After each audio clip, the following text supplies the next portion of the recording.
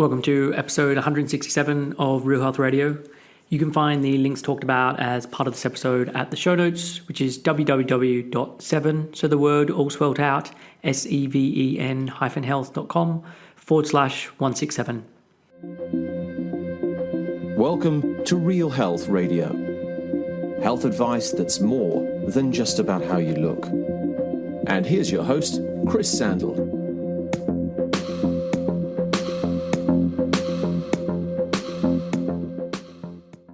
Hey everybody, and welcome back to another installment of Real Health Radio. So this week I'm back with another new episode, and it's a guest interview.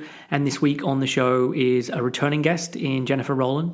So Jennifer is a therapist and founder of the Eating Disorder Center in Rockville, Maryland, who specializes in working with adolescents and adults with eating disorders, including anorexia, bulimia, and binge eating disorder, body image issues, and anxiety and depression. Jennifer has experience working in a variety of settings, including an outpatient mental health clinic, residential programs for adolescents, and a sexual assault crisis hotline. She serves as the chairwoman of Project HEAL's national network of eating disorder treatment providers.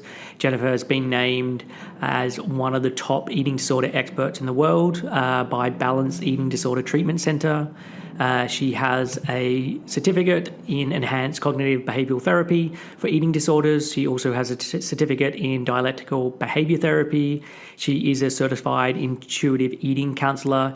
She is on the junior board of directors for the National Eating Disorder Association. She was invited to serve on the conference committee for the National Eating Disorder Association's 2018 conference. And she has been interviewed speaking about eating disorders on television, including Fox, ABC, PBS, and NBC. She gives talks about eating disorders at national eating disorder conferences, therapy centers, and colleges. And she is an expert writer for the Huffington Post and Psychology Today, and her professional blog was named one of the top eating disorder blogs in the world. So a lot of stuff that Jennifer does around eating disorders. And as I said, this is the second time she has appeared on the podcast. Her first appearance was back in episode 108, so roughly 2 years ago. And I'll link to that episode in the show notes. And if you haven't listened to it before the first time round, then I highly suggest checking it out. There may be some ideas that we touch on in both of these episodes, but mostly I believe this is a new conversation.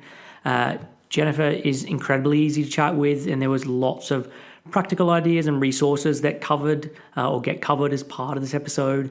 And I start out the call with Jennifer outlining what we're going to cover, and we stuck to that fairly well, going into each of the topics in decent amount of detail. So rather than me repeating myself here, let me just get on with the recording. So here is my conversation with Jennifer Rollin. Hey Jennifer, thanks for joining me on the show again. It's a pleasure to have you back on. Thanks for having me. I'm excited to be here. So last time you were on the show was December 2017. So I think it was recorded a bit before that. So nearly 2 years ago. Do you want to just give a bit of an update? What have you been up to since then? Oh, wow. Yeah, I can't believe it's been 2 years. Since then, I've started the Eating Disorder Center, which is a group practice of eating disorder therapists based out of Rockville, Maryland. And then we work with people worldwide. I've done more speaking engagements, done some fun things in my personal life. So yeah, a lot has happened over the past couple of years. Nice. And maybe we'll get into some of that a bit more as we go through this. But there are a handful of areas that I want to go through as part of this episode. So one is about relationships and intimacy in recovery. Another is with people feeling stuck in partial recovery. And then the final one is interventions around body image. And we'll probably get sidetracked and go in other directions, but that's a lot of what I want to cover today. For anyone who hasn't listened to the first episode that we did, are you able to just give a bit of background on yourself, like who you are, what you do, what your training is, that sort of thing? Sure. So I'm an eating disorder therapist and, again, the founder of the Eating Disorder Center. I personally struggled and recovered from my own eating disorder, which has really inspired my passion for the work. And then in terms of trainings, I'm a certified intuitive eating counselor. I've gotten training in CBT for eating disorders, as well as dialectical behavioral therapy, and, trained in body image, kind of did my own self-teaching in that area, to be honest. And I now actually do my own eating disorder trainings that I have for professionals and people in recovery. And so I started as a therapist working. I had a few different clinical practicums, and then I worked in a residential program for teen girls with eating disorders, mood disorders, and trauma for over 3 years. And then I started my own individual practice, only working with people with eating disorders, and now I have the group practice. So it's really come full circle for me. Yeah. And I know you mentioned something there in terms of your own eating disorder, and this wasn't something we really covered in detail last time, but I know this is something you've subsequently started talking more about. It would be good to hear about your story around that. So, like, what was your childhood and your adolescence like in respect to food and dieting and body image? Yeah, so growing up, I think I always had some body image issues, which really tied into like anxiety and some self-worth issues. And so I didn't feel great about my body, but it wasn't a focus for me, if that makes sense. It wasn't something I fixated on. It was just kind of there in the back of my head, not feeling attractive in general.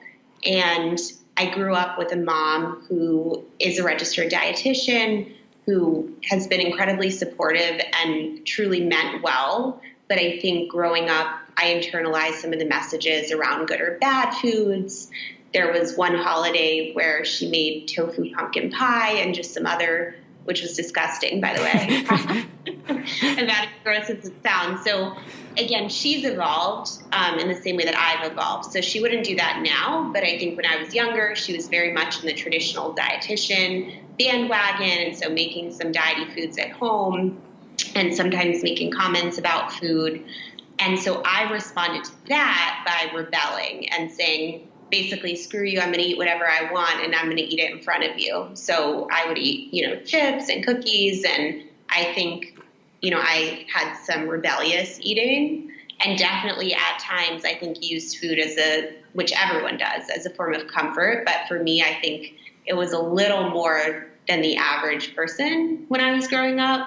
Okay. But again, definitely not a clinical eating disorder in any way, more so, and again, I think some of this is normative in our society, but, bringing, really large containers of nuts or whatever it was into my room and just sitting there and eating them for the comfort feeling. But again, it wasn't particularly disordered.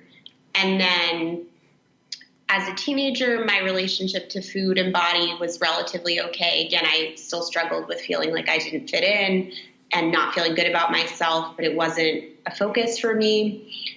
And it wasn't until my senior year of high school, mine actually started a little later than a lot of other people's, but again, it really varies person to person. Some people don't get an eating disorder till far later in life.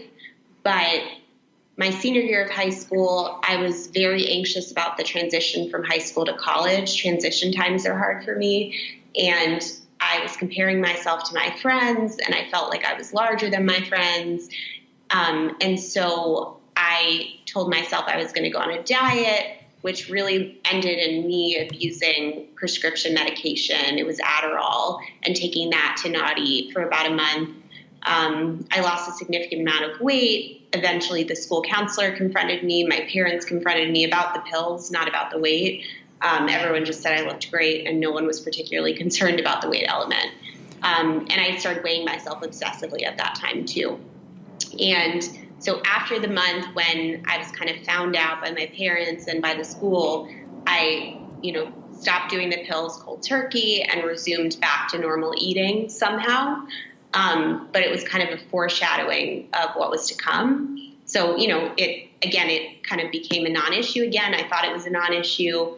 And then in college, I, was drinking a lot. And I became really uncomfortable in my body, and I told myself that I was going to lose weight in the quote unquote healthy way, which didn't go well, obviously.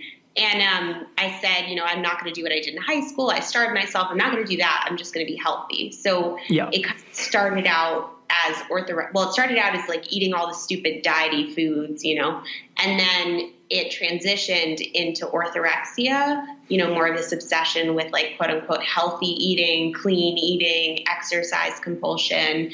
And then from there, it spiraled into anorexia and completely consumed my life, which was honestly very surprising to me at the time, given my history of having 1 month in college where it was a struggle, but the rest of my history not really having any issues per se around food, significant issues. And then I would later learn that I had a close family member who'd had an eating disorder as well. Okay. And so were you away from home at college or university when this all went down?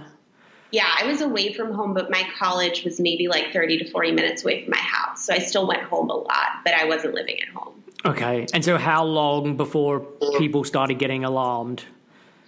Yeah, so I think what's interesting is that people really didn't get very alarmed.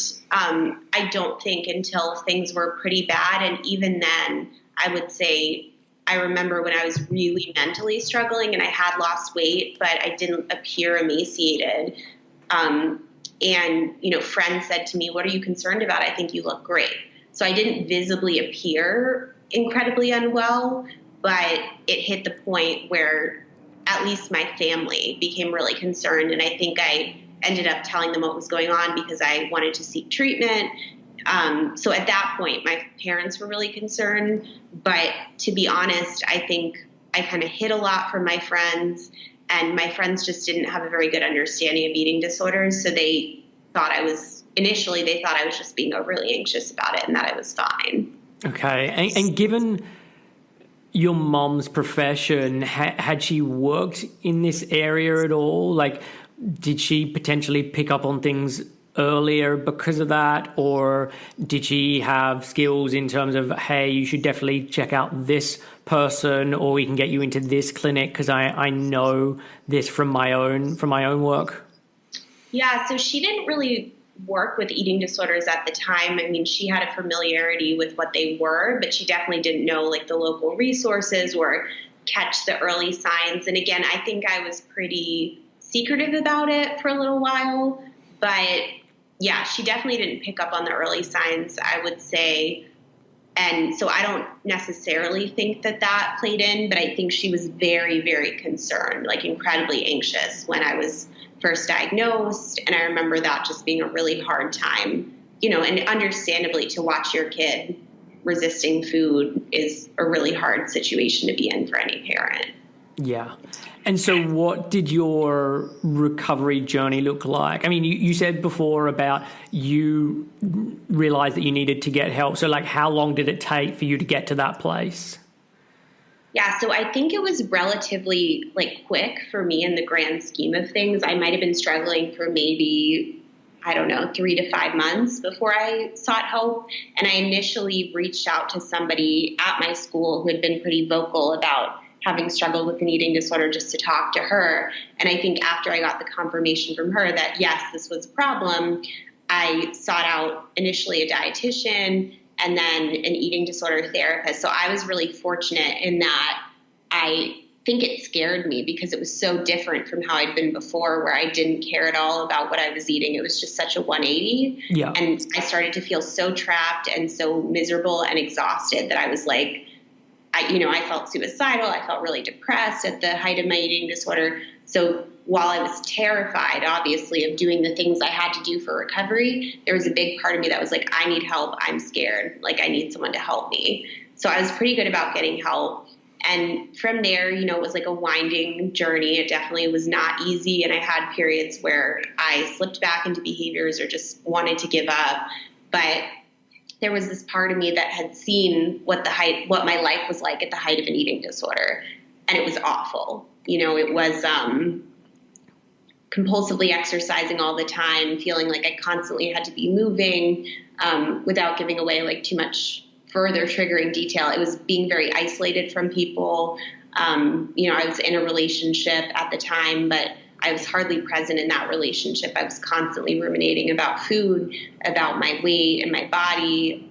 So it just became the thing I thought about like 90% of the time. Yeah. And everything else kind of faded into the background and didn't matter anymore. And I became, again, I think in part due to the isolation, in part due to the malnutrition, incredibly depressed. I remember my mom and I had gone on a trip to New York for the weekend, and I spent the whole 6-hour car ride back crying. And I was not, I'd already always dealt with some anxiety, but I'd never dealt with depression before. So for me, like, getting help was not an option at that time. And I just kept reminding myself I knew where that path would lead. So, I did the really hard and scary things. And I asked my dietitian to eat desserts with me every week because I was so scared of them. But again, I don't want to paint that it was easy. It definitely was like an up and down journey. And I definitely needed like a lot of support as I was going through the process. Yeah. And I think it's wonderful. And I don't know why this occurred for you, but for you to reach that point of I need help within sort of 3-5 months, however long you'd said it was, is really quick in the whole scheme of things. Like for a lot of people I work with, it goes on for a really long time before they hit that point of, okay, like this is enough. I need to sort this out.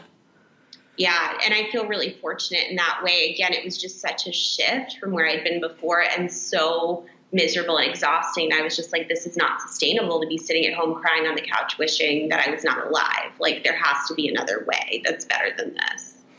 And with the dietitian, was that outpatient? Like, have you ever had time inpatient? Yeah, so I've not ever been inpatient for my eating disorder. But yeah, it was outpatient treatment I had a dietitian. I saw a few different dietitians actually, over the course of my recovery. I had an eating disorder therapist, and then I had a mentor through Mentor Connect, which is now shut down. But so I had that. So I felt like I had a decent amount of support at the time. But I will say that residential was suggested to me when I first sought help. I just was stubborn, and I don't think there's a right or wrong here. I think some people really do benefit from residential, but that actually motivated me when my dietitian suggested that, because I was so scared of that option. I was like, okay, I'll do what you need me to do. Okay. I mean, hindsight is a wonderful thing, but if you had your time over, would you say, actually, I think residential would have been a better or quicker solution? Yeah, I mean, I've thought about this, and I'm happy with how everything turned out, obviously, but I do think getting residential treatment early on could have been really helpful, depending on where I went, right? Because we hear things about different programs, and some, unfortunately, can, I think, be more harmful than beneficial. But I think seeking a higher level of support earlier on probably would have made things a little bit quicker and less painful. Okay. And you said you jumped around, or you had a number of different dietitians. Was that because some of them you were like, I don't think this is the right approach, or this isn't working? Because I know not everyone is going to be the right person for every person, and you need to get that match right. Yeah, I think it was just trying to find a good fit, somebody that I really trusted, and an approach that worked well for me, because obviously dietitians all practice differently and have different philosophies. So it was really just about like finding that person who was the best fit for me and who I felt like I could trust around something that felt incredibly scary. Yeah. Yeah. And what about in terms of friends? Because obviously you mentioned about your family knowing about it, but was this something that was hidden and your secret, or it then came up and you were open to talking about it with friends? I think, I'm trying to remember back, but I think I was pretty secretive about it. I think I felt very ashamed, and I didn't really know a lot of people who had struggled with an eating disorder. So it was something that I felt like I wanted to keep under wraps at the time. I think my boyfriend knew about it, but I wasn't very open with him either. So I think it was more something that I felt was a secret at the time, which looking back, I wish I could have opened up to more people, but I really tried to lean on like my mentor and the treatment professionals rather than leaning on friends, because I think I was afraid of judgment and what people would say. I told a few friends, but I didn't reach out to them or lean on them for support. Okay. And are there other things that now, because of what you do and the experience you have, that you wish were done differently? And that's either that other people did differently, that you did differently, now that you know what you know? Absolutely. So there were a few things, but one massive one was the therapist that I saw initially for over a year. I really liked her at the time, and I think she was a solid therapist in some ways because, it's not black or white. But I would later learn, when I personally stumbled upon health at every size, that she did not, she told me she didn't believe in health at every size. Yep. She pretty intensely did not believe in it. And I wish I had seen a health at every size professional. I think that would have made a massive difference in my recovery. In the terms of, because she was then keeping your calorie recommendations lower, or she was like, oh, you don't want to do too much and it end up in binge eating disorder, like that kind of thing? She would say things to me when I was having, a freak out. And she would say things like, don't worry, I don't let my clients get obese, things like that. Okay. And so I think all it did was kind of fuel that anxiety that I had and the feelings of fat phobia that I had. And so I'm trying to think about other comments that she made. I know that was a really big one. She also made comments that she could tell, she assumed anyone in a larger body had binge eating disorder. So there was just a lot of weight stigma and weight bias. And another thing she said to me was, I am just remembering this now, was when I first came to see her, she told me, I'm not going to say numbers or how much she told me I needed to gain, but it was like a very, very small amount of weight that she said I needed to gain, literally just by looking at me. And I would go on to gain more weight than the amount of weight that she said. And she was like, you only need to gain X amount of pounds just by looking at me, not being my dietitian. And that, again, came from her own weight bias of like, okay, if you gain this many pounds, you'll look more presentable. Yeah. And so thankfully, I think I didn't stick with that too much. Like that somehow I was able to brush that off. But I could see somebody holding on to that comment being like, I failed because I gained more than X amount of weight. So I think it just would have helped. It would have helped me a lot to have somebody who was like, you know what, it's okay. However much you need to gain to get to your natural weight is fine. And it's perfectly okay no matter what size you end up. Yeah, definitely. Because again, I think you're probably more at the anomaly end of things, of being able to just brush that off and thinking, okay, I need to find someone else, or finding someone else and that being more helpful. Because yeah, I've seen clients where that's not the case, and they were told a goal weight when they turned up for treatment of we're going to get you there and then we're going to be able to keep you there. And my mind is just like, you're putting someone on a diet. Like, yes, you're increasing their weight, but how are you able to guarantee where someone's going to end up? And what happens when they don't do that? Like when they go over, what is the solution? And then how is that not just further fueling an eating disorder? Yeah, I think it's unethical to tell somebody that you can guarantee they're going to be this weight and then you're going to keep them there, because like you said, what are you going to do then? Restrict their food at that point? So yes, I think I was able to brush it off because I had started steeping myself so much in the health at every size literature myself. And when I get into things, this is part of what made me sick and part of what I think has helped me. It's like a strength and weakness, but I put my 120% into things. Yeah. So at one point when I was seeing her, I was really trying to improve my body image, because no shocker there, she didn't really help me with body image. She helped me with other stuff, but not with that. So I was doing my own research and I stumbled upon health at every size. And then I just went full force, reading all the studies and all the literature. So at that point, I was able to say, this was wrong, some of this information that I was told. And I really believed that. So I think that voice became stronger than things that she had said to me. Nice. And I think something you just said there that I'm constantly getting clients to recognize is when something apparently looks like a weakness but is really a strength, where that there is just that ability. And I see this a lot with my clients, this ability to just be very dogmatic about things and to really persevere and push through. And it's just being channeled in the wrong direction. And if that could be put in the right direction to do something that is really constructive and helpful, whether that be for themselves or for wider society, like, it is an amazing gift. But it just needs to be put in the right place. I couldn't agree with that more. That basically sums up like what's helped me to be so successful in, I don't say success, it's just achievements, like in multiple areas of my life now. And it's also what got me into trouble in the past. Yeah.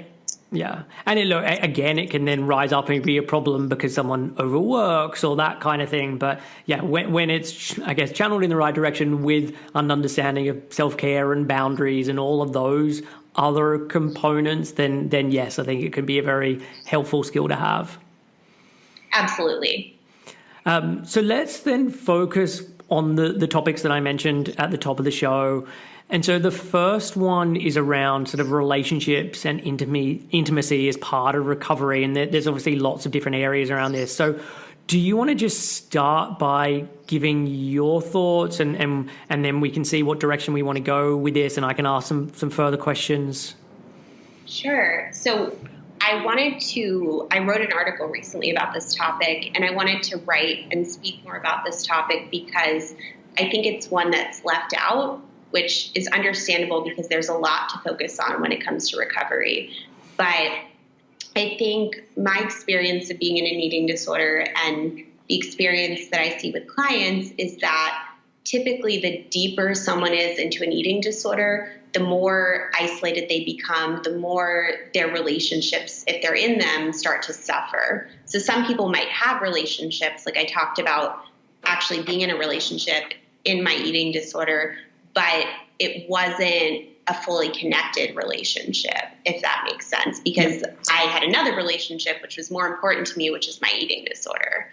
So I think, first off, a lot of people struggle, depending on their stage of recovery, with just feeling really isolated and lonely, and that they're working through something that other people won't be able to understand. So I guess what I want to say is relationship issues can manifest in many different ways when someone's in recovery. It can manifest as pushing everyone away, disconnecting from people, feeling really isolated. It can show up as being in an intimate relationship, but the eating disorder is kind of slowly taking away from that relationship in different areas. It can look like intimacy and body image issues that impact the relationship, which is very common. So I think when we think about specifically relationships in recovery and some of the common struggles, I think one challenge is whether you're dating or currently in a relationship, feeling like a burden. So this is something I hear a lot, where it's people are concerned about utilizing their partner for support because they don't want to burden them with their eating disorder. I've also heard people saying, I don't want to date anyone because I bring too much, like, quote unquote, baggage into the relationship. So I think, first off, it's important to debunk this idea that, we all bring baggage into relationships, and finding somebody who does not. And it's really just looking at, like, what is that person open to supporting you with? And my belief is, if somebody says, yeah, you having an eating disorder is too much, they're not the right person for you. And that's okay. But it doesn't make someone a burden to need to rely on other people as part of their recovery process. Yeah, I would agree. Just out of interest, if you're reflecting on your client population, how many of them are single in recovery versus in a relationship, just so I can get a bit of a sense of how often this is happening? I'm trying to think about it. I think it's really a mix of both. I definitely have plenty of people who are in relationships, married, engaged, and then I have plenty of people who are single, doing the dating thing or not dating. So I would really say it's, in my practice, it's probably about 50-50. Okay, fine. And I would say, like, I'm trying to think myself, I would probably say it's skewing more towards people being in relationships. they're not.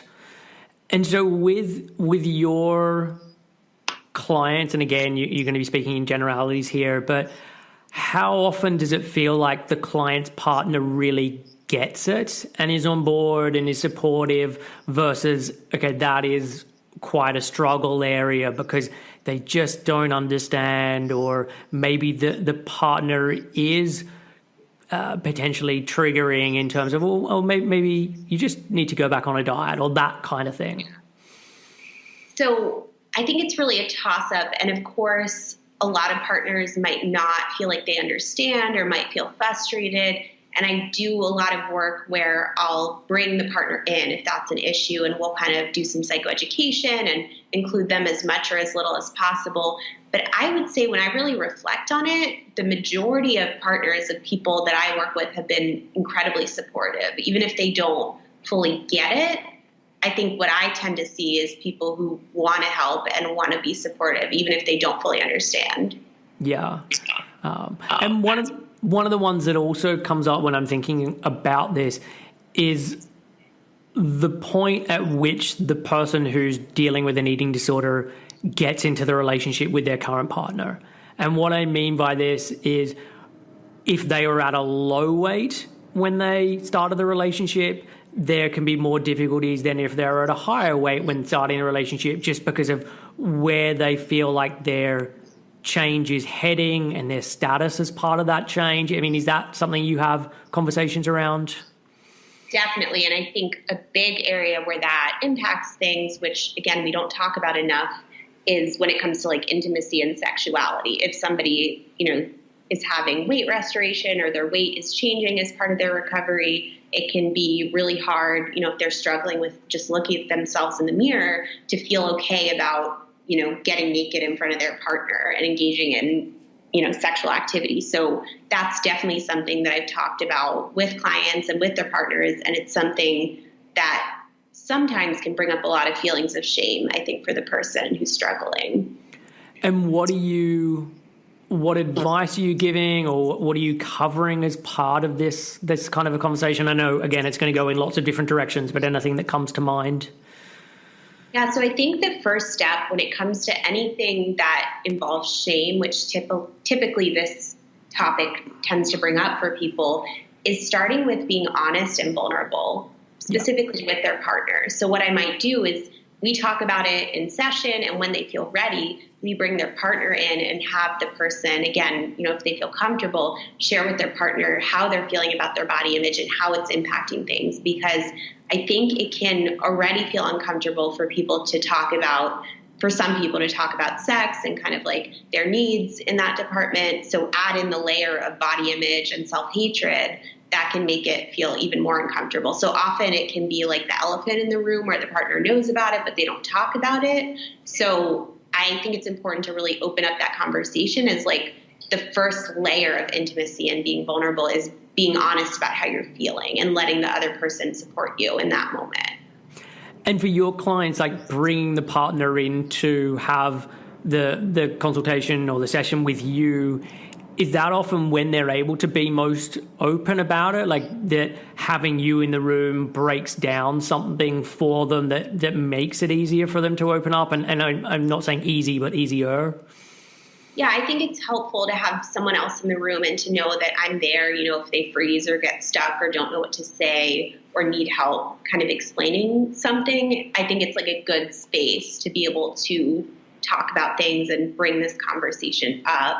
So again, just like, and then maybe they talk about it more when they get home, but like opening up that window of communication, I think is really important, and letting the partner ask questions. Obviously we want to try to frame them in a sensitive way, but it can be really hard to know how to help someone or like understand someone struggling with an eating disorder if you haven't personally struggled. So bringing that up. And then another thing that I'll do is we'll talk about, what would feel most helpful in those moments? Like if you're feeling really bad in your body, like what would be helpful for your partner to do or say, or to not do or say, right? So really training them on how to be a good support person in those moments, and really not having to mind read as to what the person needs.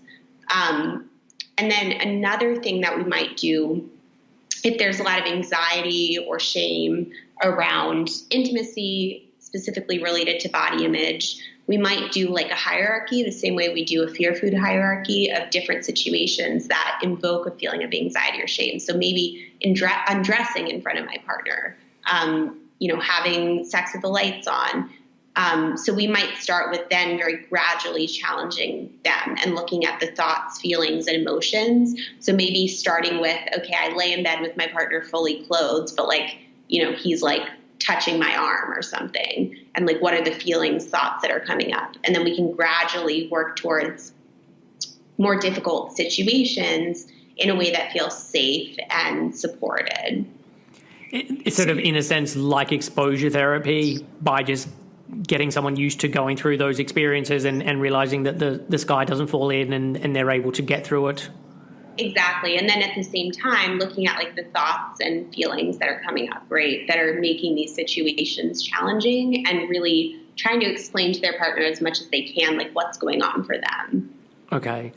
And when you're thinking about this for your client, are you also trying to figure out like how much of this is coming from body image and then how much of this is coming from a physiological place? Because I would also imagine, or not imagine, but I also know that when someone is been under eating, over exercising, has been in or dealing with an eating disorder, lots of things get shut down, and reproductive hormones are one of those things. And so some of it's then going to be coming from a physiological place, not just how they're thinking.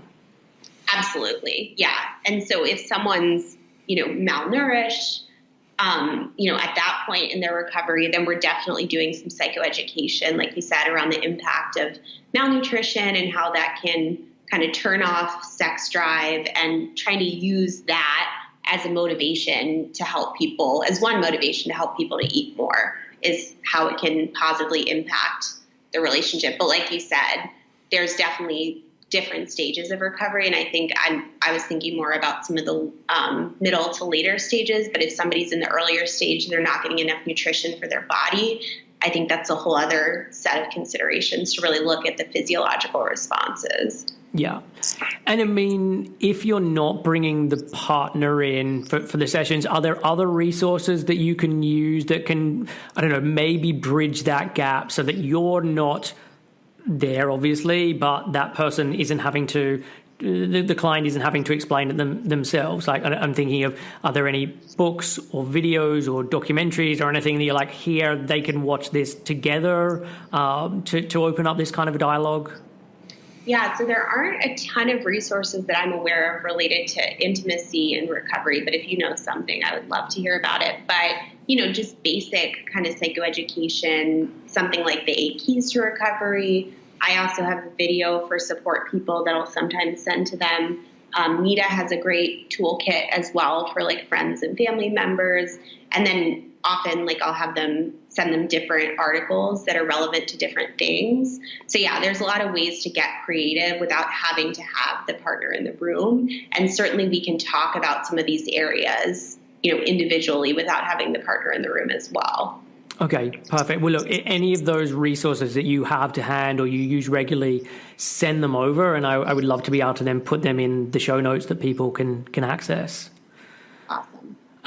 The one that comes to mind that I'll often recommend, and not just for this, for lots of reasons, is Emily Nagoski's Come As You Are.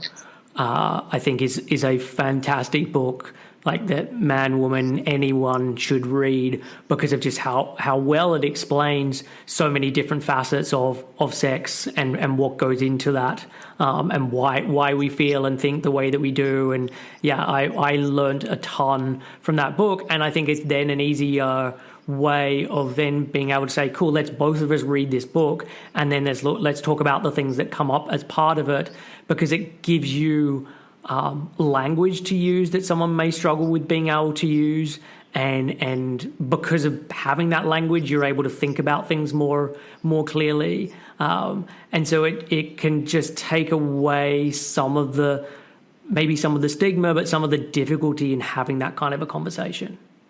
Yeah, I think that's a great idea. And what about trauma? I know that this is something that comes up a lot with eating disorder recovery. And so I'm just wondering how that fits into this piece in terms of the intimacy piece. Absolutely. Yeah. So there's a high percentage of people with eating disorders who are also trauma survivors. And I think when we're talking about trauma, it's really important to define it more broadly. So trauma can be what we think of, sexual assault, somebody being in combat, exposure to violent situations, but it can also be really anything that overwhelmed your ability to cope at the time. So it could be, your parents getting divorced, death of somebody, loss of a friend. And regardless, for trauma survivors, specifically individuals who've experienced sexual trauma, it can be really difficult for some of them to engage in sexual activity without having that fight or flight response going off, feelings of anxiety, panic, or shame. And so when I think when it comes to trauma, we're first doing a lot of work with the individual as it comes to grounding, helping the person, if there's dissociation, helping them to learn how to center themselves. And so we're doing a lot of pre-work, ideally, before they're getting into intimacy with their partners. So that way they can better tolerate it and not feel so triggered if that's something that's a struggle for them. And then I think trauma therapy obviously is crucial. So whether that's EMDR, CPT, prolonged exposure, and really, again, helping them to build those distress tolerance skills. And depending on the type of therapy, I might do something similar of the hierarchy. Again, being very sensitive, making sure the client is even in a place to do that. You have to be really cautious when it comes to trauma, and make sure, ideally, again, people have different philosophies, but in an ideal world, somebody would be in a more stable place in their recovery in order to do the trauma work, because I think doing trauma work with a malnourished brain and while actively using behaviors is not super useful for people. Yeah. And are you trained in trauma yourself? So do you do some of those modalities that you talked about there, or is this an area where you refer out? I'm trauma informed, so I do some trauma work, but I definitely refer out for adjunctive, like EMDR treatment, if that is necessary for the client. And I do that all the time. Okay, cool. And that's the same with me. So I'll have conversations around this, but I always put my hands up and say, look, I'm not a trauma specialist. I don't know and have not been trained in how to deal with this. And typically what I will recommend is Bessel van der Kolk's book, The Body Keeps the Score, which I really like as a book. And you can tell me your thoughts and if there's any disagreements or reasons why that's not a good recommendation. I'm definitely open to hearing about that. But why I like it is the first half of the book talks about all the physiological side of trauma and how it impacts the body. And then the second half is looking at all the various modalities that there are that have research around them to support recovery from trauma. And it means that someone can read through that and think, oh, that one sounds actually quite sounds more like me, or I'd like to try that way of dealing with it, because there are many different ways of being able to deal with it. Yeah, no, I really like that book too. I also like Healing the Fragmented Selves of Trauma Survivors is another really good book. And it is super interesting. She is obviously more of a trauma specialist and not an eating disorder specialist. Okay. But it does talk a tiny bit about the intersection and how some eating disorder behaviors actually are used, like clients unconsciously use them to try to, turn down the fight or flight response and to deal with hypo or hyper arousal that comes up as like a trauma symptom. So I thought that was super interesting. Yeah.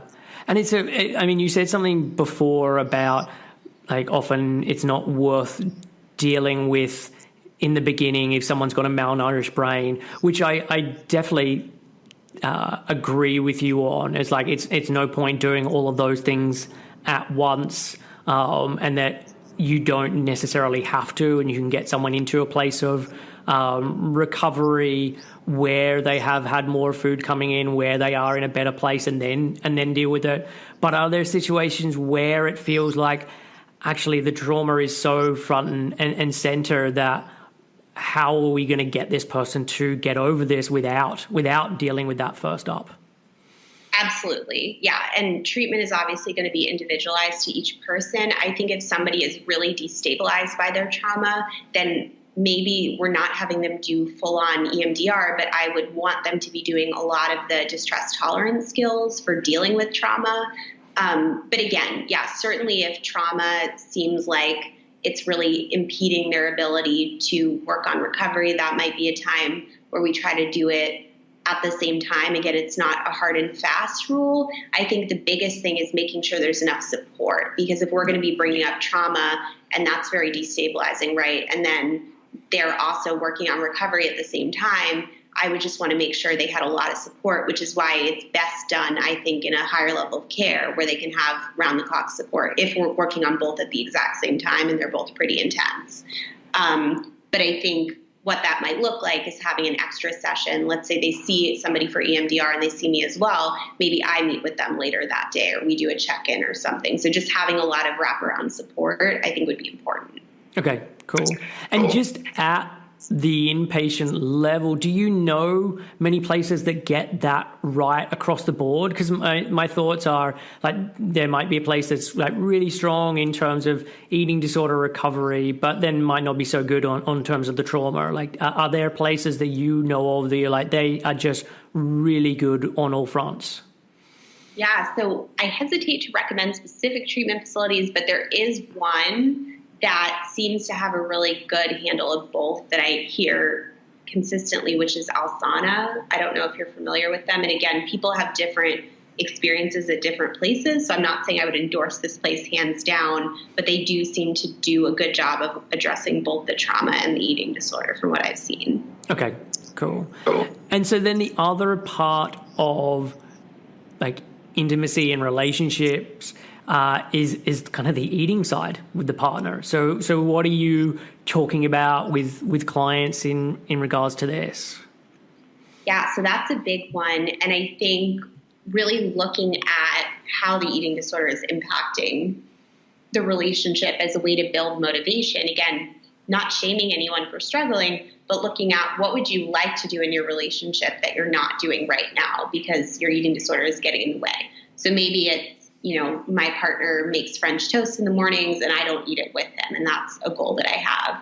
But I think this is one reason why eating disorders like to isolate people, is because relationships typically involve food. So it's really looking at, again, I try to use it as an asset. Like, what are the ways that your partner can support you while keeping like a healthy boundary, right? We're not trying to make your partner your therapist or create codependency, but are there ways your partner can support you if you guys are eating out? And if not, at minimum, it's somebody there to be a good distraction. So continuing to help them challenge some of their food and exercise rules, and again, utilizing the relationship as a source of motivation if possible and support. Yeah. And I think this is one where new relationships can potentially be helpful, although, I mean, it not always. It can be very difficult. But I know, like Christy Harrison from Food Psych has talked about this, and I've noticed it with other clients, that sometimes getting into new relationships, because of what happens in a new relationship, you're eating out more, you're going out more, you're being more sociable, can be something that then helps this to happen a little more naturally. And it's not that it's then easy, it's still a struggle, but it just creates a dynamic where there is naturally a bit more spontaneity. There is just a bit more eating out than if the person had to make that decision on their own. Exactly. And yeah, I think that can be really scary for the eating disorder. But like you said, I think that can be such an asset because it feels less needing to, again, like setting goals is great. And I do that with clients all the time. But like you said, it happens more naturally. So that can feel a little bit better for some people. Nice. And look, I think I'm the same in terms of what you said before in terms of goal setting. I'll go through, okay, what are your fear foods or what might be challenging, and then be like, cool, where do you want to start with this? And just begin picking those things off and doing them until they become normalized. And I know you mentioned about eating desserts with your dietitian, and I know you talk about doing this with your clients. I mean, is that a pretty regular thing that happens with your clients, that they'll come in and eat some food with you? Yeah, I do that a lot, and that's like one of my favorite things to do with people because I think it really brings the eating disorder into the room. But yeah, so I do some meal and snack challenges with people, and I found that to be really helpful for me when I was in recovery. No, and are you the one that has to go out and buy the stuff? Are you constantly searching for donuts and cookies and that kind of thing? Yeah, I do a lot of grocery delivery. I don't know if you guys have Instacart over there, but it's a game changer. But I'm ordering definitely a lot of donuts and cookies, and I do it with some virtual people as well. So then I'm just getting it for myself. But if it's in office, I'm bringing it too, usually. Okay, nice. So is there anything else just on that area that we haven't covered, that I haven't asked you about? I think we covered a lot. I mean, I think, again, the biggest, most important piece is just recognizing that people are so not alone. If this is impacting, whether trauma or an eating disorder is impacting your relationship or intimacy, that they're definitely not alone in that. And I think it's awesome that we're talking about it on here because it helps to lessen some of the shame and stigma for people. Yeah. And I mean, the only other thing I would add is it's messy. And relationships are messy, and partners are going to make mistakes or say the wrong thing, and so are you as the person who's in recovery. And so I think also having a realistic idea of what that's going to look like, because I know you said earlier that most of the time that partners are on board and they're super supportive, and because I think sometimes with people in recovery, they'll listen to something like this and then think that that's how it should be and it's always that way and there's never any difficulty, and create some false narrative about how easy it is for other people but not for them. And so I just want to make out that even when someone does have a supportive partner, it doesn't mean that the relationship doesn't have struggles or there isn't issues as part of it. Oh, totally. Yeah. And there's definitely, I've had people with partners who have their own eating disorder, right? So there's definitely can be struggles when it comes to bringing a partner in. So I also don't want to paint that it's always just like a rosy picture either. Cool. So the next area is people stuck in partial recovery, which I think is a huge thing and is a lot of what I deal with. So why don't, again, you start with this and take it in whatever direction you want, and then I can ask some specific questions. Sure. So I think this is such a common struggle for people, right? Because there's this false belief that partial recovery, like your eating disorder will tell you it's the best of both worlds, right? So I can hold on to a piece of my eating disorder. I can try to quote unquote control my weight. And, I feel like I have more freedom and there are more things that I can do. So I think a lot of people get really stuck here, and some people get stuck without even realizing it. So this was actually something that happened to me where early on in my recovery, I remember telling myself, I can gain weight, but I want to gain weight in the form of muscle, which is such an eating disorder thought. So I transitioned, again, this is very early recovery, into being really fixated on weightlifting and, protein bars and stuff like that. And this very I don't even know what I want to call it. It wasn't really like orthorexia, but more like this fitspo idea. And so I didn't realize until, I was into that for a little bit, that I had just simply transitioned into a more socially acceptable eating disorder.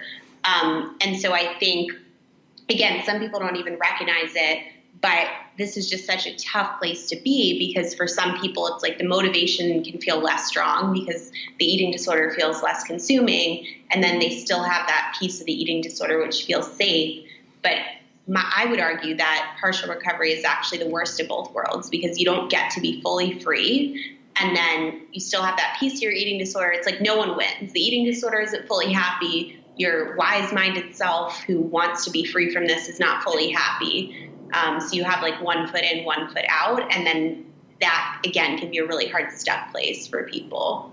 Yeah, definitely. And I think what you alluded to in terms of your own experience is because of the world that we live in terms of disordered eating and thoughts around food and disordered exercise and all of that has become so normalized. so that when someone is visibly unwell, it's like, okay, we need to get you some help. And then outside of that, it's more cool. You're doing such great work and are really congratulated because you no longer match up to the stereotype of what an eating disorder is, and you're matching up to the stereotype of what a healthy eater is, or someone who looks after their body, or whatever, however you want to call it. And so it becomes more difficult because actually you're now having to go against everything that society is saying. It's not even just, oh, I'm recovering from an eating disorder and most people in society think I need to be recovering. It's now I'm having to go against everyone. Yeah, and it's such a common recovery narrative. And I think at that time, I followed a lot of recovery accounts, some of which I think can be truly helpful for people, and some that can be really triggering because it's people stuck in partial recovery who don't realize it, inspiring other people. But yeah, it's such a common issue. And I remember when I was sick, seeing all these narratives of like, person recovers from anorexia and becomes like, I don't know, like weightlifting pro. And there's just all these articles that really endorse this like fitness, orthorexia kind of lifestyle and see that as recovery. And I think for me, full recovery is not trying to control your body the way it looks. It's not trying to be super thin. It's not trying to be super, like I wouldn't even say fit, but super muscular. So I think it negates the purpose of recovery, which is to find self-worth outside of food and body and to let go of this false sense of control. Yeah, definitely. And I also want to just clarify what I said as well, that I was talking very much from someone who fits the normative bill of what an eating disorder looks like. And I'm well aware that there are people struggling with an eating disorder, especially a restrictive eating disorder, where society is telling them, actually, you don't have a problem with a restrictive eating disorder, you need to be eating less. So yeah, I just want to clarify that I'm aware that not everyone fits up to that stereotype I was talking about.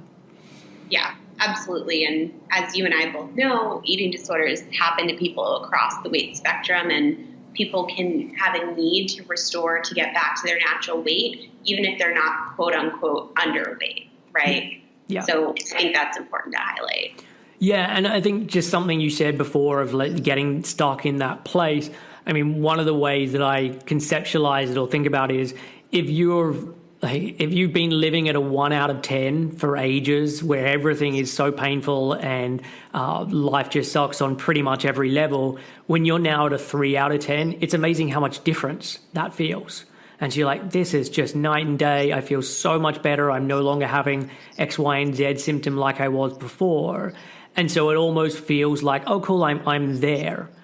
And then you just don't understand that actually you're still at a 3. You haven't got to all of the other places that could be so much better, but you just don't realize it because of perspective and in comparison to how bad things were.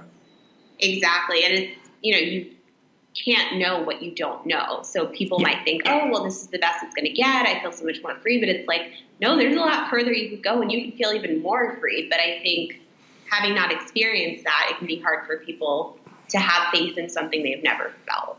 Yeah.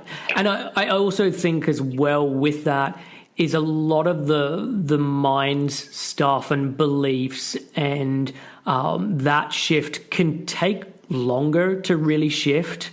And so someone's perspective on weight or someone's perspective on health can take longer to shift. And so if you have some changes in terms of physiology feeling a little better, but you haven't had the mind stuff change yet, it can be hard to keep pushing because you're like, but I don't want to keep pushing because you haven't really experienced what that benefit is going to be like.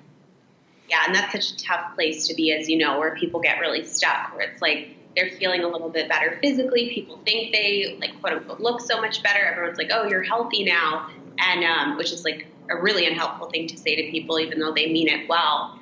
But inside, they're still really struggling with all the thoughts and feelings. And so that can be another common trap where it's like, I feel like I have to, quote unquote, look sick enough for people to take me seriously, which for someone in a larger body is, even more awful to have to deal with because they're often never believed and, in fact, told eating disorder advice.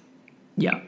And it's for me as well, it's not even trying to convince others, it's trying to convince themselves. Like the amount of times that I see people when they're like, I used to have an eating disorder, but now I don't. And then I go through it and I'm like, are you sure you don't anymore? Because there's still a lot going on here. And yes, you're not in the depths that you were in before, but like this does not sound like recovery. Exactly. And so why, I mean, I know we've touched on some of these, but why do you think partial recovery is so common? Is there other things that you want to mention around this?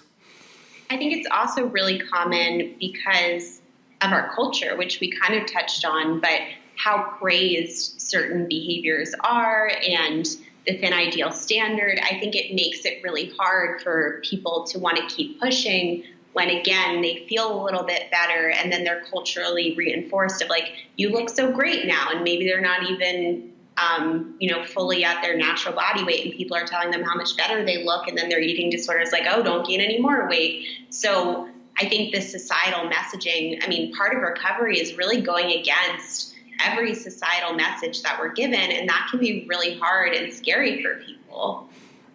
Yeah, definitely. And so just so I have a point of reference with you and your clients, how often would a client be coming to you really at the beginning phases of recovery? And so you're pretty much their first port of call. You're the first person they're dealing with this thing with, versus someone who has been struggling for years, maybe decades, and you're now helping them, but they've had a lot of other people in the past. It's really, I would say, a mixed bag for me. Like I certainly, and maybe leaning more towards people having had treatment before, I would say is probably a little more common. But I do have people where I'm the first person who just diagnosed them with an eating disorder. Okay, fine. Because I mean, part of why I think it is so common is in terms of like treatment centers and where they fall down. And there's many areas that they fall down, and nothing's perfect. But I think there's a lot of focus on weight restoration in inverted commas, where it doesn't go much further than that. And so there isn't all of the other components that go into why something may have occurred, but just is purely a numbers game. And then the other one is that, I mean, not a lot of places are informed around the problems with weight stigma and fat phobia and all of those other areas that mean that people just don't get the recovery guidance that they should. I mean, you talked about this earlier on in terms of one of the people you worked with. But my sense is from so many of the clients that I work with who have been struggling this for a long time, it is pretty heartbreaking hearing their stories about other attempts at this and people who should be well informed doing things that are just so counterproductive to helping someone recover from an eating disorder. Absolutely. I think that's a huge barrier and just such a problem. I mean, I'm sure we could have an entire podcast episode talking about some of the issues with eating disorder treatment and the fact that I don't know hardly any that are health at every size informed is also completely insane to me. So I totally agree. If you're given the roadmap to recovery being just get back to this weight and then you're good, why would you think you need to go beyond that? And then if your weight stigma and the fat phobic viewpoints that you have are reinforced or endorsed by professionals, I mean, it's easy to buy into those messages. And also after many treatment attempts to feel like, well, maybe I'm just a chronic case. I can't get better. Yeah. Yeah. And I think that, I mean, in terms of the chronic case or repeated attempts, some of the time I really feel that there's a problem with the way that eating disorders are talked about in terms of fitting into neat boxes, because people, especially the longer things go on, the more excuses or reasons why someone feels like they're not the typical person and why, okay, maybe this isn't really my issue and maybe it's something else. And there's always the second guessing. And then if you have to do something that is incredibly hard, when you start that and there's symptoms that are getting worse in the beginning before they're getting better, which is very common. If you don't believe that this is the right route, then it's really hard to follow through on that. And so I think the fact that eating disorders are meant to be, at least if someone's looking in the DSM or looking in terms of the symptoms are meant to neatly match up, and then their lived experience is that there is no neatly matching up. Yeah, I completely agree. And I think, as you and I both know, the DSM also includes some weight stigma when it comes to their diagnostic criteria, specifically anorexia. And I definitely agree. I think diagnosis can be useful at times, but there are certainly areas that are missed out on, which, definitely includes not everyone is going to fit into like a neat category. And that can leave people feeling like not sick enough. Yeah, definitely. Are there other reasons for you where you think partial recovery is happening, that are kind of like glaring mistakes or errors that are going on with recovery treatments or within society? Yeah, I think lack of access to treatment, right? So people who don't have access to an eating disorder specialist, people who don't have the financial resources to go to residential treatment, that can be another common struggle. And depending on the area of the world you live in, I hear there are certain parts of the world where it's even harder to get treatment, and you have to be at a certain BMI in order to even get the help. So it just and same here, insurance companies can deny and say they're not going to cover because of your weight. So unfortunately, the eating disorder is reinforced, I think, through that. Yeah, definitely. And if you're saying that there's actually not that many centers that do it particularly well, you are really playing a lottery in terms of if you're at the right weight, if you're going to get it referred to a treatment center because of insurance, and then that you're going to get referred to the right treatment center that actually gets you to that place. It doesn't, the odds aren't stacked in anyone's favor. Yeah. And then lastly, is insurance going to cover enough time, or are they going to cut after 30 days and say that you're better now, even if you get to treatment? Yeah. And with insurance, we have a very different medical system over here than in the States. Is it that it's normally a length of time, or does it also, once you get to a certain weight, then it cuts off? How does it often work? Yeah, so I honestly don't have the best understanding of insurance. It seems so random to me at times, but I know, depending on the insurance company, there are definitely times where they will cut, saying that the person is weight restored when they're I'm talking specifically about residential treatment, or saying that the person, is better now. Again, it seems very random, but their insurance will definitely cut. And I think their aim, honestly, is to pay as little as possible. So they'll use any reason under the sun to try to get people, out of treatment earlier than they need to be out. Yeah, definitely.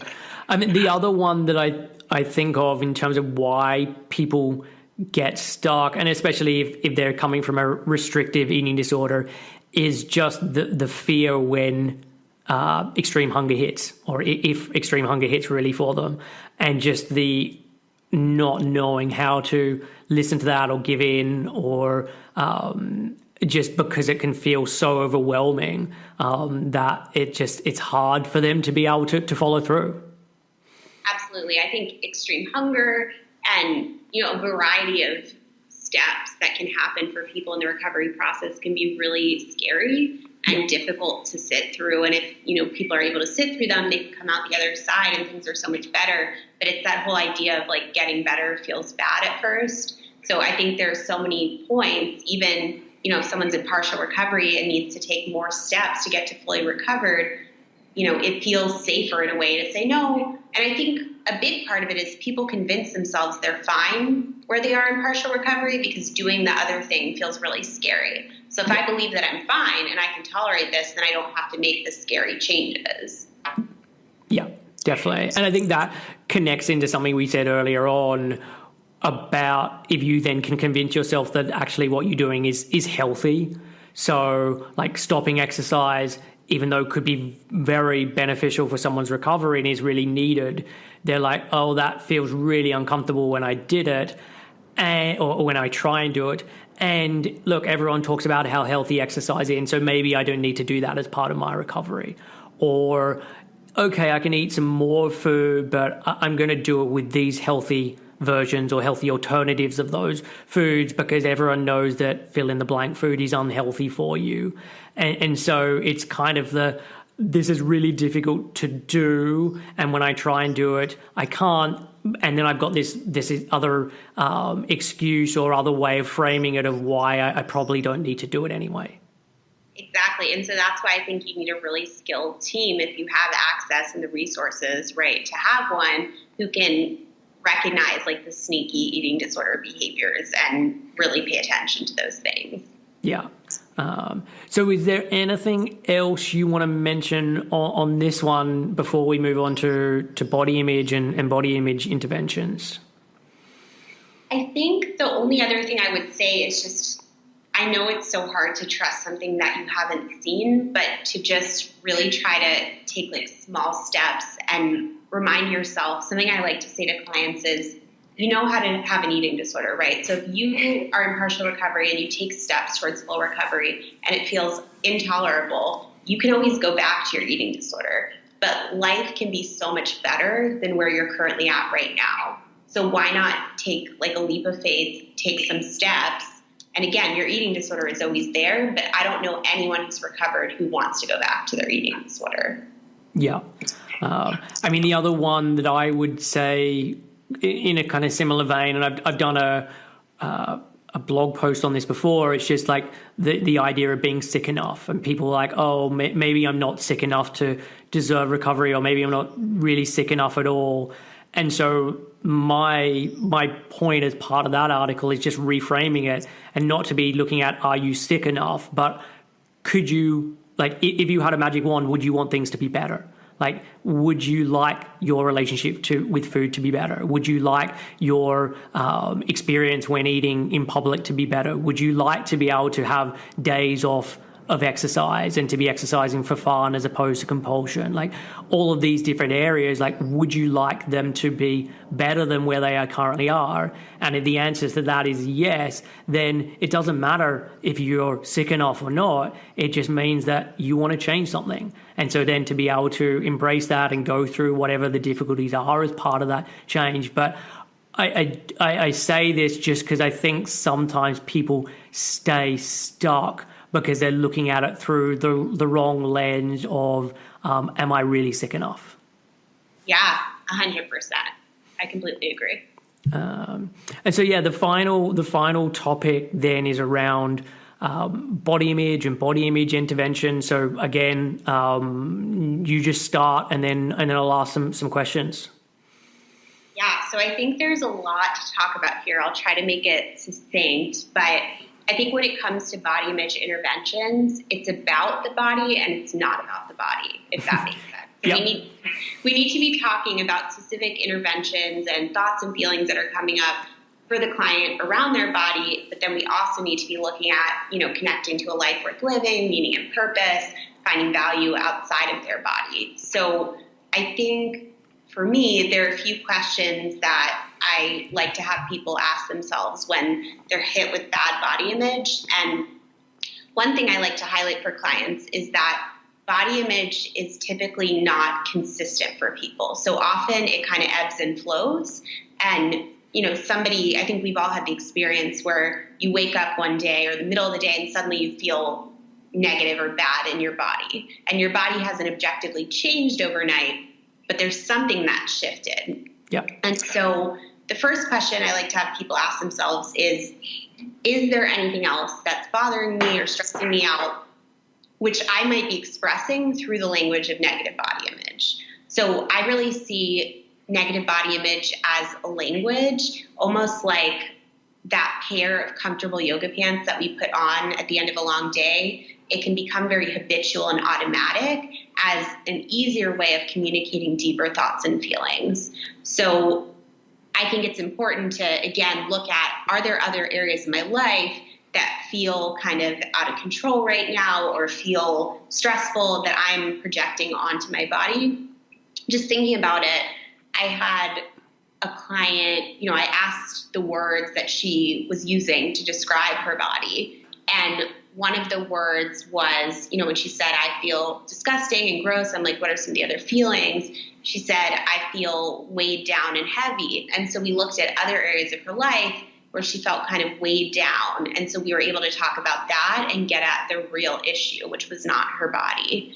So I think that's one thing to really look at, because again, often there's a real correlation between negative body image and other life stressors. And then the second question is, what am I telling myself that having like a quote unquote ideal body would bring me? So no one wants to have a body type simply for having it. We want to have it because of the meaning and the stories that we tell ourselves around that body, if that makes sense, which are culturally reinforced. So really looking at, if some of the things I want are healthy goals, how can I achieve those goals without having to try to change my body, right? Because if I believe that, losing weight will help me to find love, well, are there people your size and bigger who have found love, right?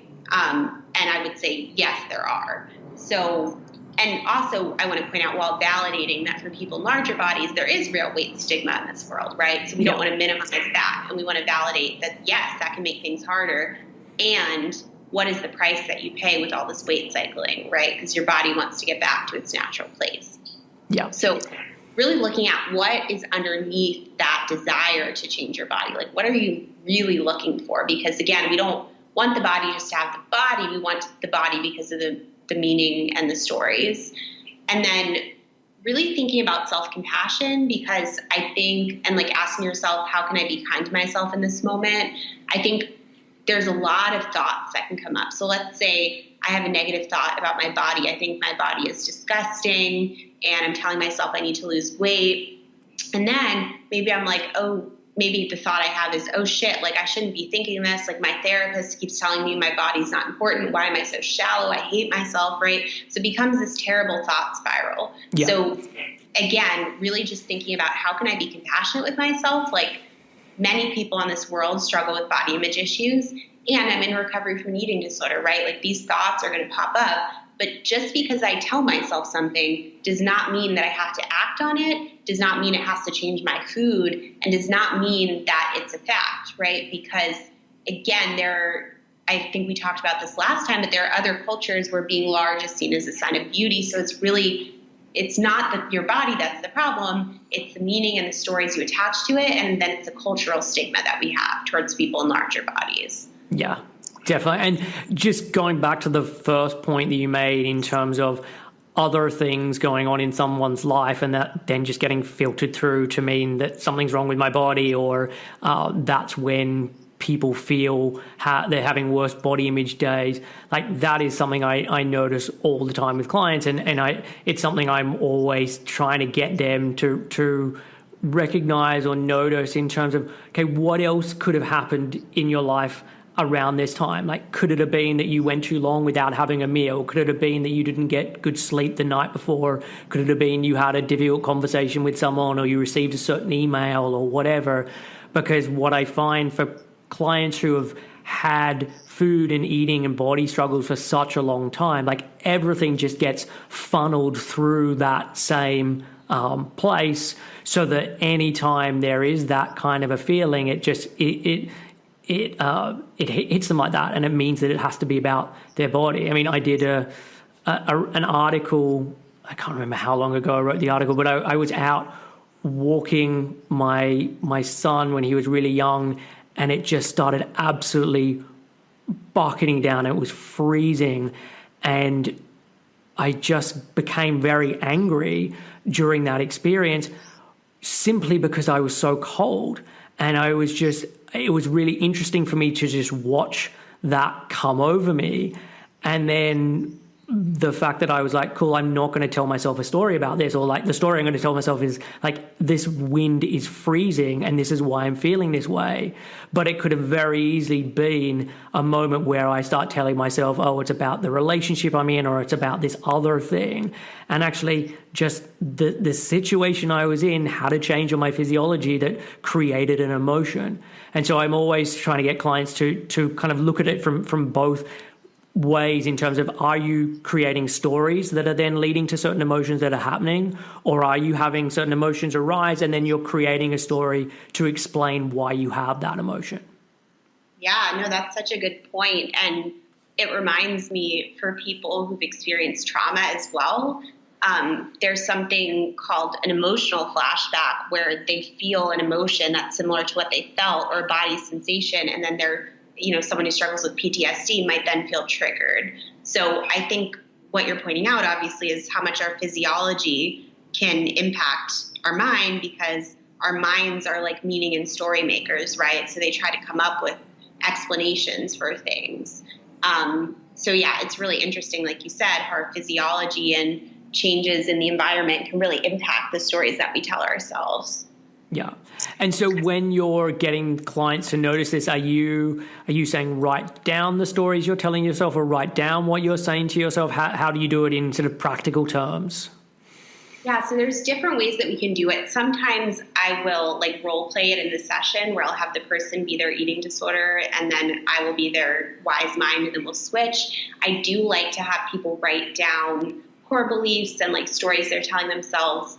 It's actually funny that we're talking about this, because, side note, next week I'm going to be in California at Camp Heal talking about rewriting your body image story with my colleague, Dr. Colleen Reichman. So it's very relevant. Yep. But yes, so I'll have them write them down, and then we'll start to think about, rather than asking yourself, is that story true or not true? Because I think people get very stuck there. It's is that story helpful in terms of getting you in the direction of the life that you want and your values? And if it's not, can we come up with something more helpful that doesn't have to be cheesy affirmation, just something that feels actually more true and believable? Yeah, definitely. And I do the same thing in terms of doing some writing exercises that then we get to see what someone's beliefs are, and then starting to ask them okay, do you really believe these things? Okay, where could there be areas where there's edge cases where you stop believing these things, or what happens in this other scenario,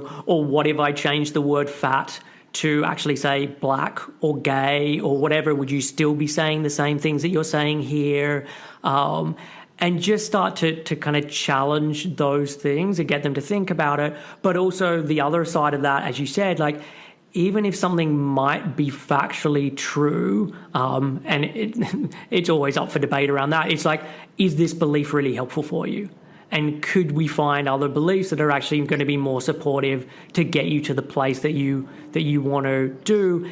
And then how do you, for other people who have that belief, what do you think that they do differently? How do you think they approach this, etc.? Trying to get them to put themselves in other people's shoes, or solve someone else's problems, or explain it from someone else's perspective, just because I think people really struggle with finding a solution for their own issues, but they're very good at being able to do it for everyone else.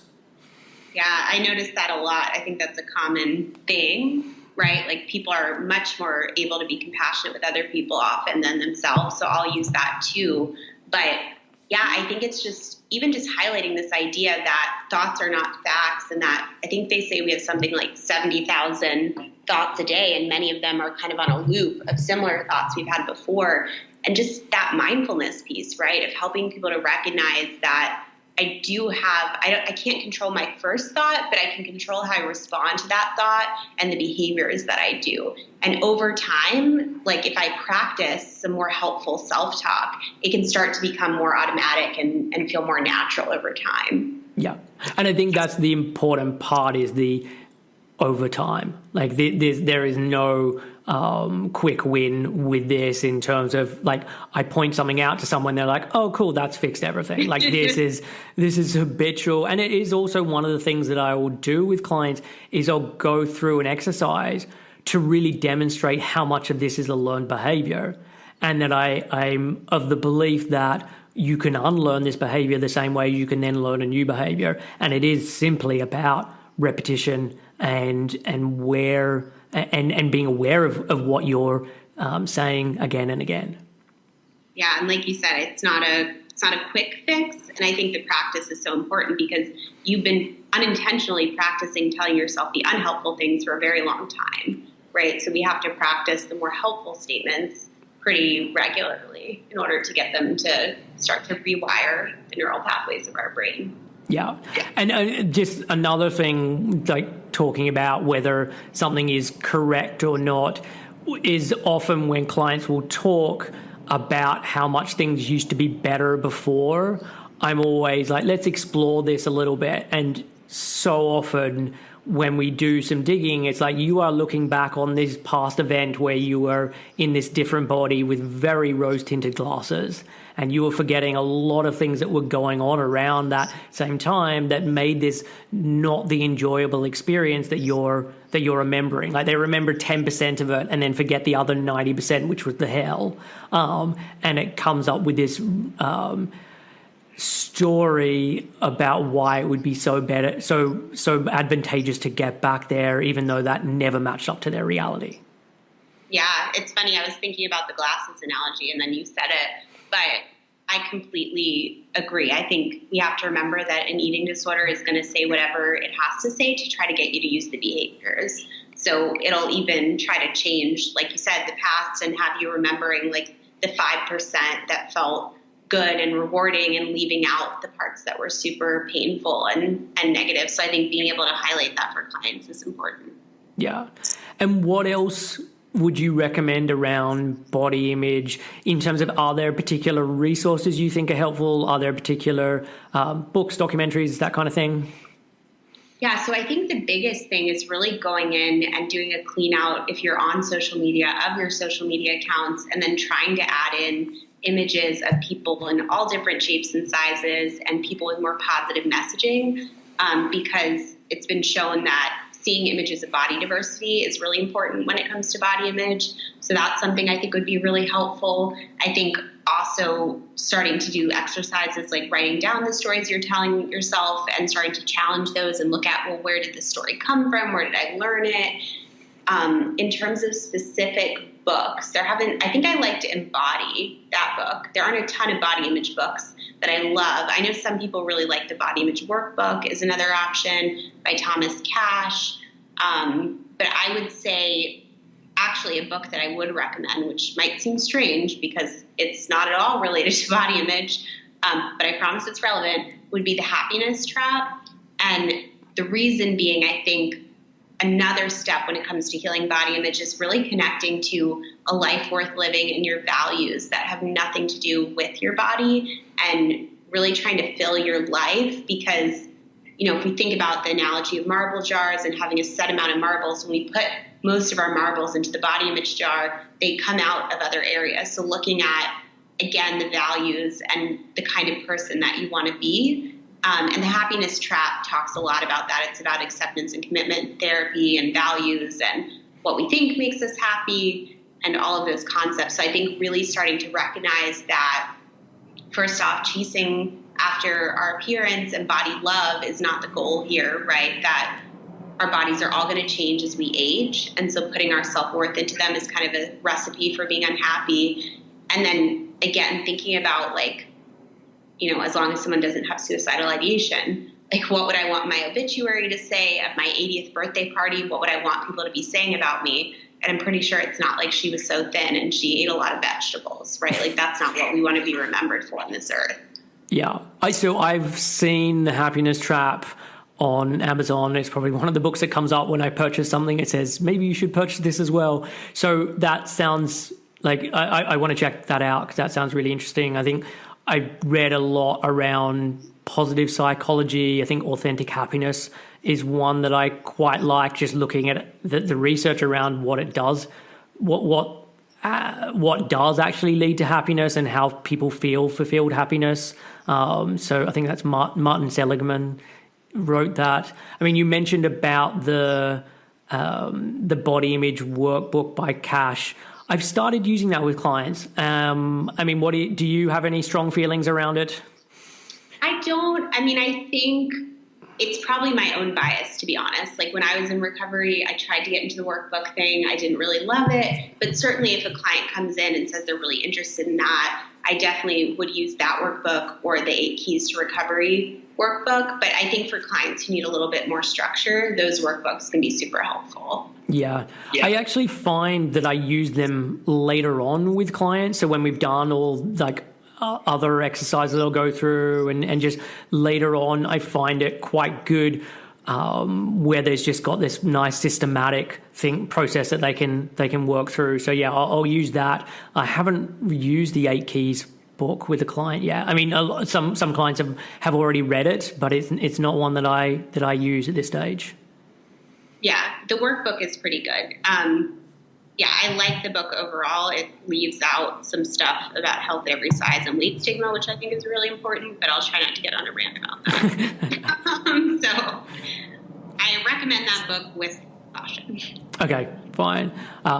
The other thing that comes to mind with this stuff as well, and this is more at the practitioner end, is being okay to sit with someone when they're in pain and they're struggling without the need to try and show them all the silver linings or explain why it's not as bad as they think or like try and move them out of that place. Like being okay with doing some exploration around it without the I've got to fix this. I think is really important. And I think for me, as I've got better at doing this work, that's, I think, one of the areas where I've got better, and I know that it helps clients more.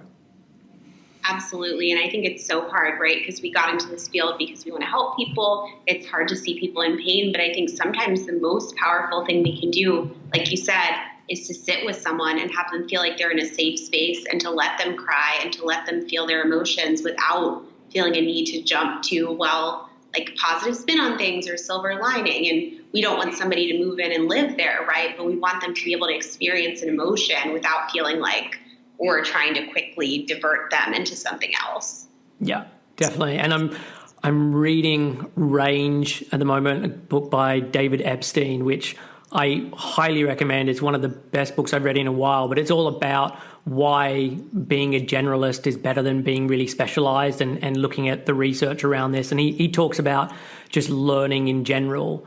And one of the things, they did a study where they looked at different teachers and whether someone did well on a test versus what happened then 2 years later than when they had to remember that information. And what they found was the people who did really well on the test in the early stages did most poorly on the test in the latter stages and vice versa.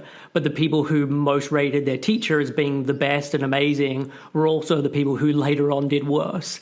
And so I think there is something to be said. And look, you've got to get a right balance with this, but not trying to or not solving everyone's problems for them and giving them all the right answers. Like being okay with leaving it ambiguous and having people struggle through things so that they get to that place themselves and they learn how to critically think. They learn how to be able to do these things themselves as opposed to, I've just got to ask this person and they're going to tell me how to do everything. Absolutely right. Because we want to, do psychoeducation and give people tools and strategies. But ultimately, we want to bring out their own inner wisdom and intuition, which many of them are not able to access in the beginning. But yeah, like you said, ultimately the goal is for them to connect to like their own inner wisdom. Yeah, definitely.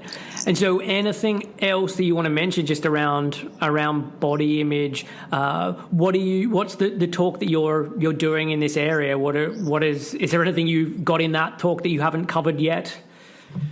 Yeah, so I'm trying to think. That talk is really starting to look at, again, like the stories that we're telling ourselves. I think we have some specific exercises in there. I think we covered the main concept of it, but we just deep dive into some of those things. And then Colleen and I talk about our own body image stories and how our body image was developed and tools that helped us. But I think we got the general vibe of it.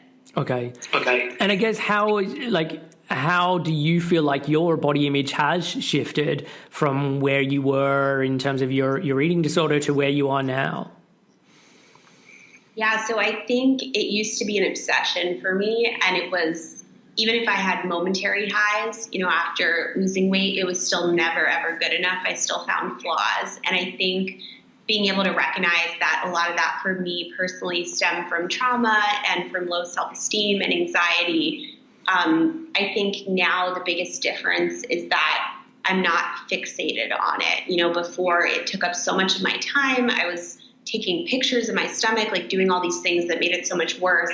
And now I'm able to recognize that like my body is a part of who I am and it enables me to do all these cool things, but it's not the be all end all. It's not something I have to focus on. If I go up a size, it doesn't matter. So just, I think really detaching my sense of self-worth from the way that my body looks and recognizing that I no longer desire to like have a six pack or these things that I thought in my eating disorder were so important, like a flat stomach. What I want is like a full and meaningful life where I'm impacting real change in the eating disorder community and having the relationships that I want and, working on self-care and focusing on trying to change my body only takes away from all of those things. So I think really at like a place of acceptance. Yeah. And I guess, how do you think about where certain things fit? Because I guess the idea with working on body image isn't to, just wear a Hessian sack for the rest of your life because you have no care whatsoever about appearance or fashion or anything along those lines, but more for that to be in proportion and within context of your life. So it's like, cool, you can still care about what you wear, or you can still care about, I like going shopping or that kind of thing, but where that's not overruling your life. Exactly. Yeah. And so it's not black or white. I think we want to make things very black or white. Like you shouldn't care at all. Right. Yep. But I certainly like going shopping. Primarily at Target. I don't know if you guys put that out there. It's very enjoyable. But I like shopping. I like, painting my nails or whatever. But I think the distinction, again, is it's not a part of your self-worth. It's a fun form of expression. It's not like scrutinizing, how do I look in this outfit? Like, how does it make my body look? How does it make this specific part of my body look? It's more like, I like this color and it makes me happy. So yeah, there's nothing wrong with caring about your appearance, but it becomes in proportion to the rest of your life, not being before my appearance is my whole life. Yeah, definitely. So look, this has been awesome. We've covered a ton. Is there anything else that we didn't go through that you wanted to mention?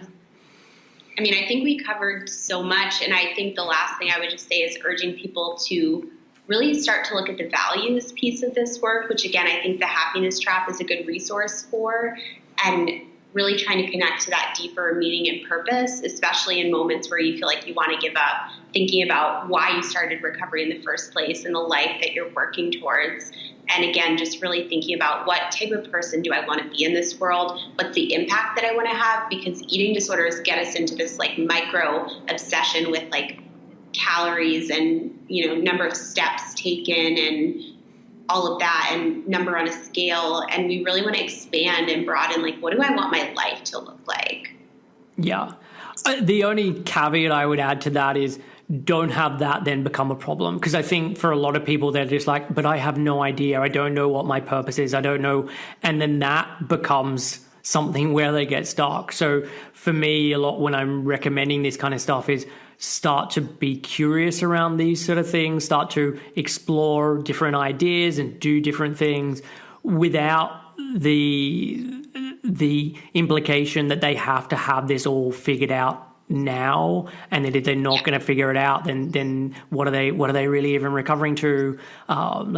Some people will have this real clear light guiding them about, okay, this is who I am, this is what I do, and this is the track that I'm on. And the vast majority of people don't. They just find the things that they're enjoying at this moment, and then they do that until the point at which it's no longer enjoyable, and then they move on to the next thing. Yeah, absolutely. And yeah, one of your values could be, I want to be more present in the moment, right? Yeah. So it doesn't have to be, I'm changing the world and I'm doing that. So really, or like, I want to be nice to other people, go out of my way to say thank you for things. It doesn't have to be something big and all encompassing, and it's okay to not have it all figured out also. Yeah, definitely. Because I think sometimes the word purpose carries baggage in terms of like, if I'm not saying I'm going to be the next, I don't know, Brene Brown or fill in the blank, then I'm wasting my life. And like the vast majority of people aren't going to be that person, and you don't have to be that person for your life to be purposeful or for you to feel like you're adding meaning or anything along those lines. Yeah, no, I would absolutely agree. And I think it's about shifting that goalpost too, right? Not, like you said, turning it into another problem where you're super perfectionistic about it, and just thinking about what you said. Someone who positively impacts my life every day, and I'm not joking, is one of the baristas, John at Starbucks, is like the nicest human. We have good conversation. He always upgrades my drink for free. Like, he makes a positive impact, kid you not, on my life every day, right? And so just recognizing that any person can have an impact. You don't have to be writing a book or speaking to the masses, right? Yeah, definitely. So Jennifer, where should people be going if they want to find out more about you? And you obviously mentioned a talk that you've got coming up. If there's any others that you want to mention, like, feel free. Sure. So my website is just www.theeatingdisordercenter.com. They could also find me on Instagram, where I just enjoy being and oversharing at times. It's Jennifer_Rollin, Rollin. And then I have the upcoming talk in California, Rewriting Your Body Image Story. And then I think in October, I'm speaking at the National Eating Disorder Association Walk in Baltimore. Okay, perfect. Well, I will put all of those links in the show notes. But yeah, thank you so much for coming on the show again. This was awesome. Awesome. Thanks so much for having me. Thanks for listening to Real Health Radio. If you are interested in more details, you can find them at the 7 Health website. That's www.7health.com.